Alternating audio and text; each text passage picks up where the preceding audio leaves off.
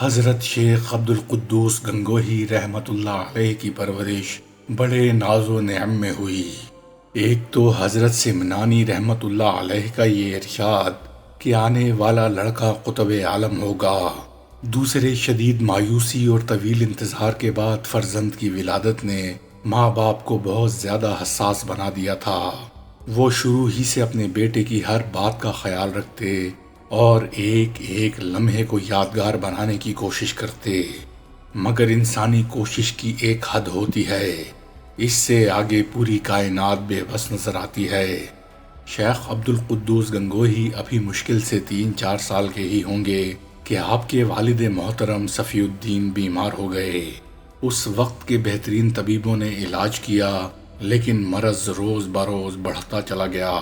تمام رشتہ دار اور احباب انہیں صحت کا یقین دلاتے رہے، لیکن صفی الدین اپنی حالت سے زیادہ واقف تھے، اس لیے مسکرا کر رہ گئے۔ اور پھر ایک رات جب سب نیند کی آغوش میں تھے، انہوں نے اپنی بیوی کو آواز دی۔ وہ نیک سیرت شریک حیات جو کئی ماہ کی تیمارداری کے بعد تھک کر سو گئی تھیں، شوہر کی آواز سنتے ہی گھبرا کر اٹھیں اور شیخ صفی الدین کی طبیعت کے بارے میں پوچھنے لگیں۔ بس اب مکمل صحت یاب ہونے والا ہوں، صفی الدین نے بڑی ہمت سے جواب دیا۔ عبد القدوس کو میرے پاس لاؤ، میں اسے آخری بار دیکھنا چاہتا ہوں۔ بیوی جو کچھ دیر پہلے شوہر کی پر امید باتیں سن کر مطمئن نظر آ رہی تھیں، آخری الفاظ پر چونک اٹھیں۔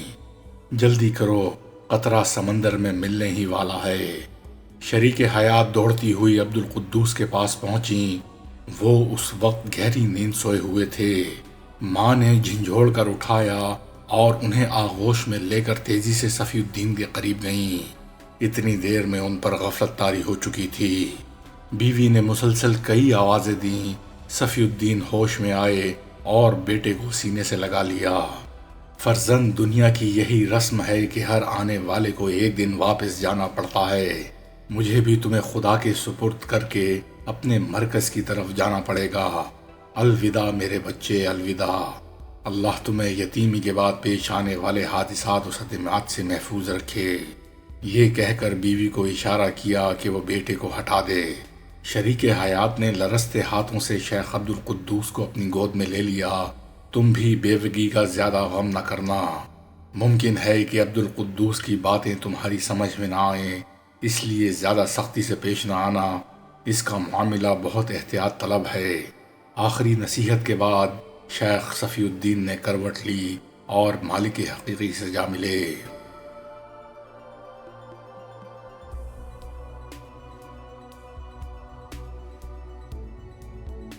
سوگوار ماں نے شیخ عبد القدوس کی تعلیم و تربیت کے لیے اپنے روز و شب کی ایک ایک ساتھ وقف کر دی۔ شوہر کی آخری خواہش اور محبت مادری ایک نقطے پر جمع ہو گئی تھیں۔ حضرت شیخ کے ماموں قاضی دانیال حکومت کے ایک اہم عہدے پر فائز تھے، اس لیے بظاہر کوئی مالی مسئلہ درپیش نہیں تھا۔ نتیجتاً حضرت شیخ پوری یکسوئی کے ساتھ علم حاصل کرنے لگے۔ قاضی دانیال نے آپ رحمۃ اللہ علیہ کے لیے بہترین استادوں کا انتظام کیا۔ خود حضرت شیخ عبد القدوس گنگوہی کے شوق کی یہ کیفیت تھی کہ ہر وقت کتابوں کے مطالعے میں غرق رہتے۔ اگر کبھی خاندان کے دوسرے بچے آپ سے سیر و تفریح اور کھیل کی باتیں کرتے تو فوراً ان سے علیحدہ ہو جاتے۔ بس ایک گوشہ تنہائی تھا اور کتابیں تھیں۔ مادر گرامی جب یہ منظر دیکھتی تو ان کی خوشی کی کوئی انتہا نہ ہوتی۔ خدا کا شکر ادا کرتی کہ شوہر کی وصیت کے مطابق اولاد کی نگہداشت جاری تھی۔ ایک دن عجیب و غریب واقعہ پیش آیا۔ حضرت شیخ نے بہت سے لوگوں کی زبانی سن رکھا تھا کہ رودولی میں ایک بزرگ کا مزار ہے، جہاں دعا مانگنے والے شخص کو اس کی مراد حاصل ہو جاتی ہے۔ آپ کے دل میں بھی ایک خواہش پیدا ہوئی اور والدہ سے اجازت لیے بغیر مزار کی طرف روانہ ہو گئے۔ جب حضرت شیخ مطلوبہ مقام پر پہنچے تو ایک شاندار عمارت دکھائی دی۔ یہ مشہور بزرگ حضرت شیخ عبد الحق رودولی کا مزار مبارک تھا۔ اتفاق سے اس دن کوئی عقیدت مند روضہ اقدس پر حاضر نہیں تھا۔ آپ نے مجاور کو ادب سے سلام کیا اور اندر جانے کی اجازت طلب کی۔ مجاور ایک نوعمر لڑکے کی تہذیب اور سلیقے سے بہت خوش ہوا اس نے آپ رحمت اللہ علیہ کو دعائیں دیتے ہوئے مزار مبارک کا دروازہ کھول دیا۔ آپ دبے قدموں سے کچھ گھبرائے ہوئے اندر چلے گئے۔ اس وقت آپ کے ہاتھ میں ایک کتاب تھی۔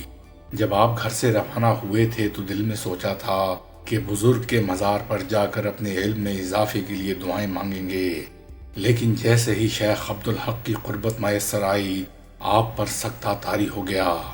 بہت دیر تک دعا مانگنے کی کوشش کی مگر زبان سے ایک لفظ بھی ادا نہ ہو سکا۔ پھر اچانک آپ کو مزار مبارک کے اندر سے حق حق کی آوازیں آنے لگیں۔ گھبرا کر ادھر ادھر دیکھنے لگے کہ شاید آپ کے علاوہ کوئی دوسرا شخص وہاں موجود ہے، لیکن جب آپ کو یقین آ گیا کہ مزار مبارک بالکل خالی ہے تو حیرت میں ڈوب گئے اور آوازیں مسلسل آ رہی تھیں۔ در و دیوار پر ایک لرزہ سا طاری تھا۔ آپ پورے ہوش و حواس کے ساتھ ان آوازوں کو سننے لگے۔ پھر کچھ دیر بعد آپ کو یقین آ گیا کہ یہ آوازیں بزرگ کی قبر سے بلند ہو رہی ہیں۔ اس احساس کے ساتھ ہی خوف کی ایک تیز لہر پورے جسم میں دوڑ گئی اور آپ بے ہوش ہو کر فرش پر گر پڑے۔ دوبارہ جب حالت سنبھلی تو حضرت شیخ عبدالحق کے قدموں میں دو زانو ہو کر بیٹھ گئے، سر کو جھکا لیا اور دونوں ہاتھ دعا کے لیے اٹھا دیے۔ آپ دل ہی دل میں کہہ رہے تھے، اے اللہ میرے علم کو بڑھا دے۔ بہت دیر تک یہی ایک آواز سینے میں موجزن رہی۔ پھر کسی نے سرگوشی کی، فرزند، علم ظاہری سب سے بڑا حجاب ہے۔ خدا تجھے حقیقت کا علم دے اور تیری آنکھوں کے سامنے سے تمام پردے ہٹا دے۔ آپ لرز اٹھے۔ اب کی بار آواز کانوں کے بالکل قریب سنائی دی تھی۔ آپ پر ایک جذب سا طاری ہو گیا اور آپ اسی حال میں اٹھ کر گھر کی طرف چل دیے۔ دعا قبول ہو چکی تھی مگر ابھی اس کا کسی کو علم نہیں تھا۔ آپ نے گھر پہنچتے ہی ساری کتابیں پھاڑ کر پھینک دیں۔ جب مادر گرامی کو اس واقعے کی خبر ہوئی تو انہیں اپنے خوابوں کا محل زمیں بوس ہوتا ہوا نظر آیا۔ شوہر کے انتقال کے بعد یہ فرزند ہی ان کی تمناؤں کا مرکز تھا اور آج یہ مرکز بھی ختم ہوتا نظر آ رہا تھا۔ وہ حقیقت جاننے کے لیے دیوانہ وار بیٹے کے کمرے میں داخل ہوئیں۔ ہر طرف کتابوں کے پھٹے ہوئے ورق بکھرے پڑے تھے۔ عبدالقدوس، یہ سب کچھ کیا ہے؟ والدہ کی آنکھوں میں شدید حیرت تھی اور آواز سے غصہ جھلک رہا تھا۔ مادر گرامی، یہ کہتے ہوئے حضرت شیخ کھڑے ہو گئے، میں نے کتاب علم سے توبہ کر لی ہے۔ ان کا ایک ایک لفظ بیکار اور انسان کو گمراہ کرنے والا ہے۔ افسوس، میں نے اپنی زندگی کے کئی قیمتی سال برباد کر دیے۔ حضرت شیخ بڑے اعتماد سے بول رہے تھے۔ والدہ دیکھتی رہیں۔ اتنی عمر کے بچے اس طرح گفتگو نہیں کیا کرتے۔ آج انہیں اپنے بیٹے کا رنگ ہی بدلا ہوا نظر آ رہا تھا۔ انہوں نے حضرت شیخ سے ایک کے بعد دوسرا سوال نہیں کیا اور وہ سیدھی اپنے بھائی قاضی دانیال کے گھر چلی گئیں۔